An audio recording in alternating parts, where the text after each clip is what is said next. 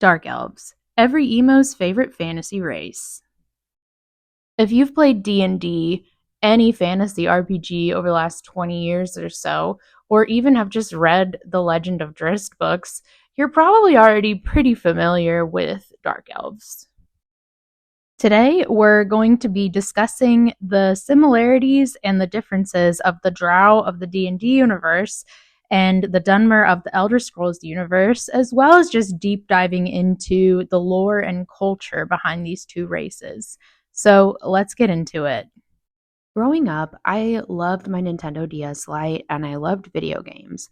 But the first video game that made a lasting impression on me that actually stuck around for the majority of my life now was The Elder Scrolls Skyrim. When I was first learning how to be an adult, I honestly fell off of video games for quite a while, aside from cozy games such as Animal Crossing and Stardew Valley, until my fantasy RPG obsession was reawakened with the purchase of Baldur's Gate 3. My favorite race in Skyrim and my favorite race in Baldur's Gate 3 is the Dark Elves, by far. And it makes sense because, from a visual standpoint, these races are so similar and even serve similar functions in their respective games. And by that, I mean everyone is racist to Dark Elves. In Skyrim and in Baldur's Gate 3, everyone just hates them. I wouldn't have looked to a drow for help. Pull your claws in, under-elf. Only thing I hate worse than those scalebacks are them filthy greyskins. You, step back! We'll not tolerate drow in here. Every night, I walk around the Grey Quarter and let them greyskins know what I think of them. Oh, and if it's of any concern, you're brave to walk around without hiding your heritage. But we're going to go ahead and begin our deep dive with the Drow. To start with the appearance of the Drow, according to the Forgotten Realms wiki, they tend to be darker skinned, ranging from a dark ashy gray to jet black to obsidian. The exceptions to this tend to be the Zarkai, which are the albino Drow.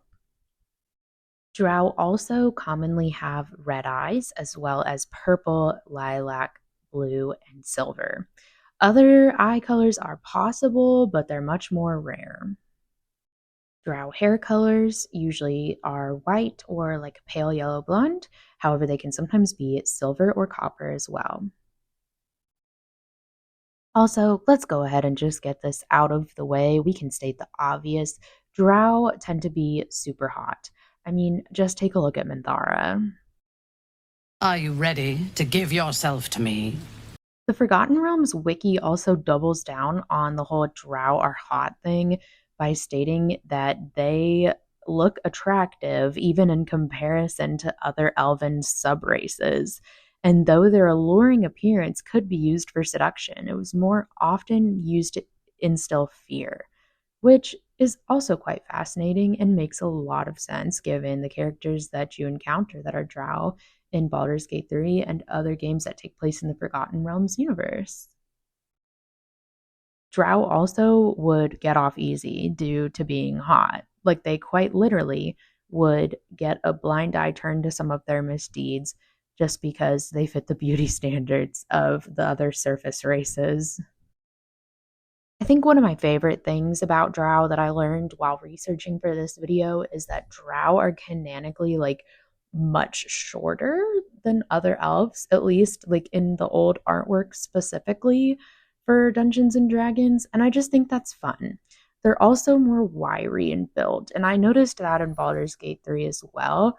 My Drow tabs are just so thin compared to any of my other characters. And apparently there's a reason for this, as the Forgotten Realms wiki states that the Drow engaged in selective breeding that lasted for several generations, which is interesting, and we'll discuss that a little bit more when we dive into the culture. If you're familiar at all with Drow culture, you are probably aware of the fact that it is very ruthless. That fact is referenced in games, books, and other forms of Dungeons and Dragons media. Drow are known for being very arrogant and proud, And I think that can be attributed to the fact that they are basically taught from birth that they are the superior race. Drow society is also matriarchal, and male drow are subservient to female drow typically. Drow also tend to be neutral evil in terms of alignment, which makes sense as their society is very focused on cruelty. And that cruelty is really highlighted by the fact that Drow have some cultural customs, such as the blooding and the running. The blooding was a coming of age ritual in which a maturing drow must hunt down and kill an intelligent or dangerous creature from the surface. And if you thought that was bad, the running is worse. The running is an annual ritual and is essentially just the drow committing a massacre. I interpret the running to essentially be like a Viking pillage, basically.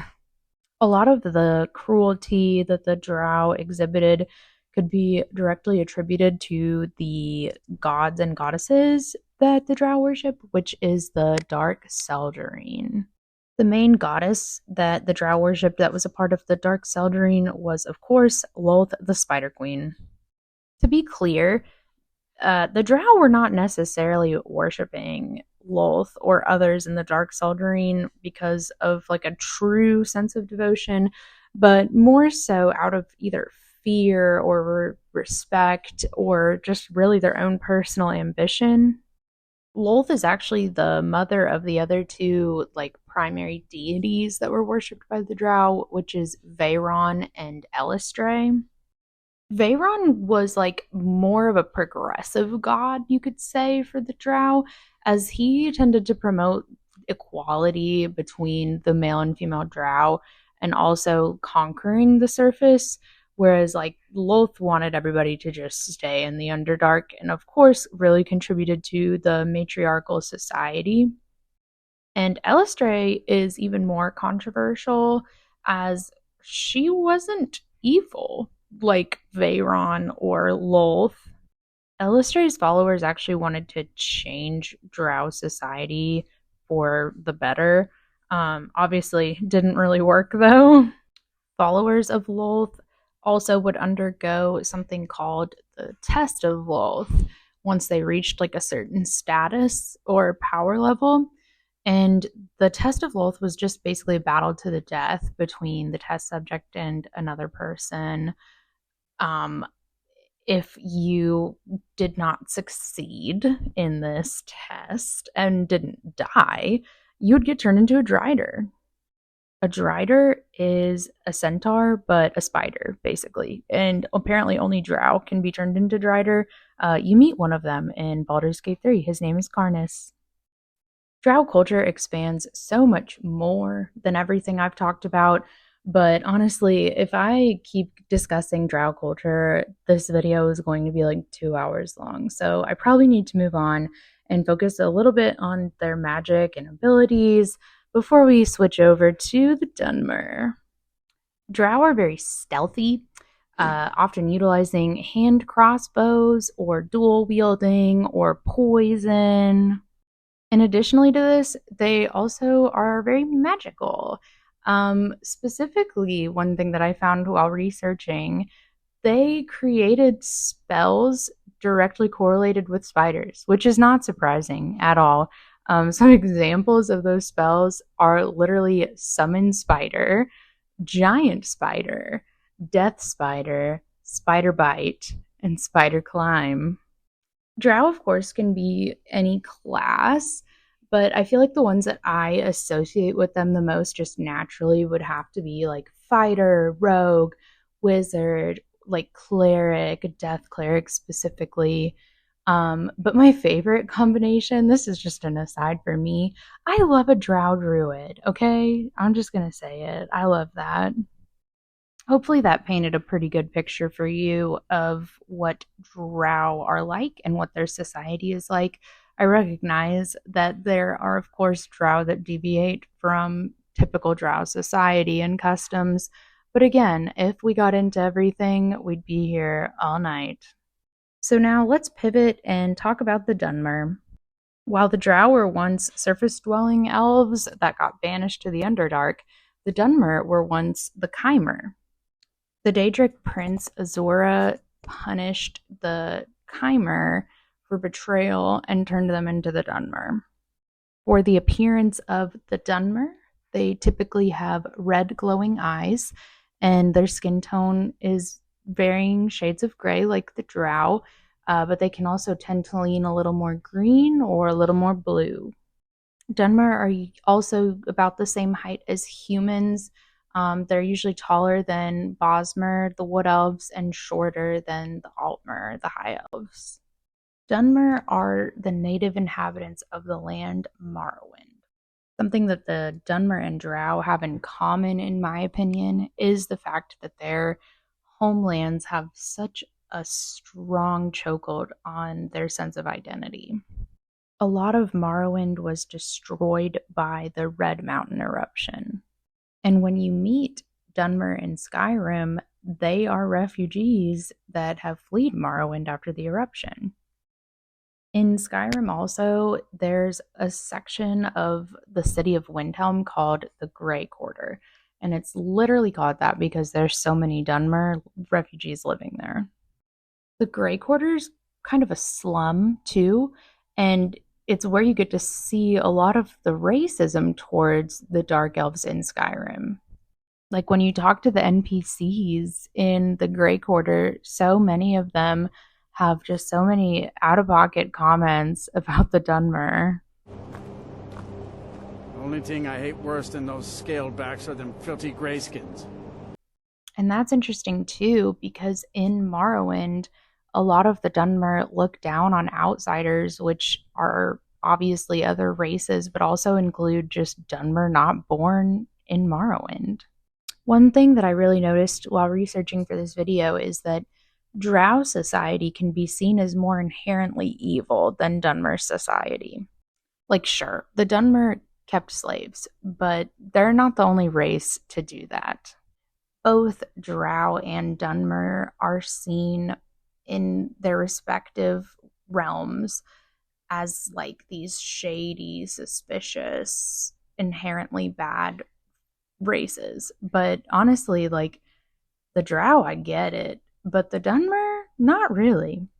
The Dunmer definitely can be like xenophobic, probably a bit racist, and definitely prideful, but they're just more so shaped by the hardship and survival that they've had to endure, and their culture doesn't really paint itself as a cruel culture. At least, not nearly as much as the Drow culture. A big part of Dunmer culture are their great houses, which is another thing that they have in common with the Drow. There's a lot to be said about the great houses of the Dunmer.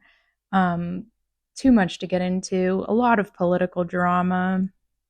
The houses all have unique identities with different focuses and priorities, and they would have constant infighting and assassinations and risings and fallings. And on the flip side of the great houses, you have the Ashlanders, which basically are just sort of like nomadic people living in small huts and villages and primarily live off of hunting or sometimes raiding other settlements and tribes. The Ashlanders seem to have more of a savage culture. They seem to be a little more on the cruel side, I guess you could say. And that's probably attributed to the fact that the Ashlanders primarily were worshipping the Daedric lords. Notably, some Daedric lords that were worshipped by the Ashlanders would be Boethia, Mephala, and Azura. And if you think I'm going a little too easy here on the Dunmer, make no mistake. I definitely think the Dunmer attributed themselves as a superior race, much like the Drow thought of themselves as a superior race, considering the fact that the Dunmer enslaved Argonians and Khajiit. Dunmer are just as harsh as the land of Morrowind itself.